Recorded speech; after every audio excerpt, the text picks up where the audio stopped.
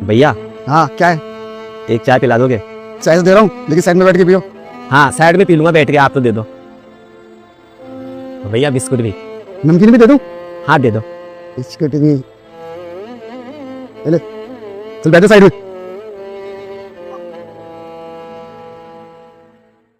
हाँ भाई जोगिंदर सुरेंद्र क्या नाम है तेरा? तेरे को 3 दिन पहले नोटिस देके गया था कि थड़ी हट जानी चाहिए। तूने और सामान भर लिया इसमें, गुटके गुटके डाल लिए तूने हैं? सब कह रहा हूँ आपके लिए। मैं कान पे लगा दूं? पुलिस वाला समझाएगा मेरे को? अभी जब जेसीबी आएगी ना तो सामान उठा पाएगा ना खुद को। साहब गरीब आदमी हूँ, एकदम से सारा सामान कैसे लेके जाऊँ? साहब मेरी रोजी रोटी मत छीनो साहब। लो लो लो लो भाई, मैं इनकी रोजी रोटी छीन रहा हूँ, बताओ हैं?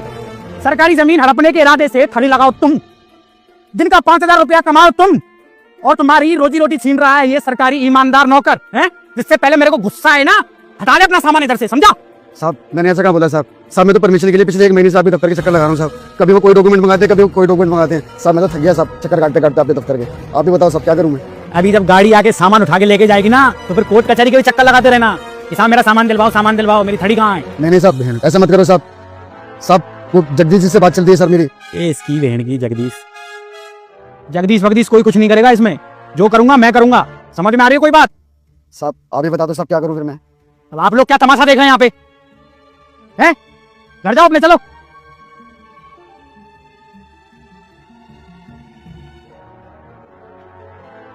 कल्ला कितने का हुआ आज? किला साहब 700-800 रुपए का। 5,000 निकाल सर। साहब 5,000 तो बहुत ज्यादा है साहब। कौन हूँ मैं? सर आप तो माई बाप है साहब। तो मैं बताऊंगा ना कितना कम है और कितना ज्यादा है। निकाल 5,000।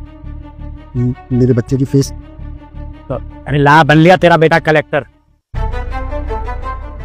सर आप? हाँ मैं। अरे शर्म नहीं आती तुम्हें?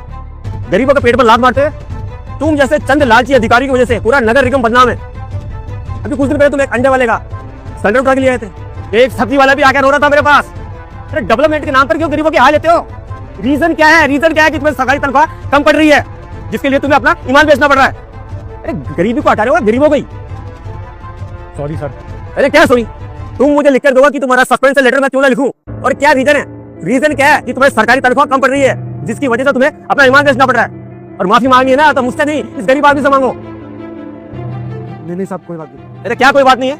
गलती तुम जैसे लोगों की भी है। एक शॉर्ट करके चक्कर के अंदर तुम ऐसे लोगों के बेखौफ में आ जाते हो। क्यों नहीं लेके आया तुम अपना परमिशन लेटर?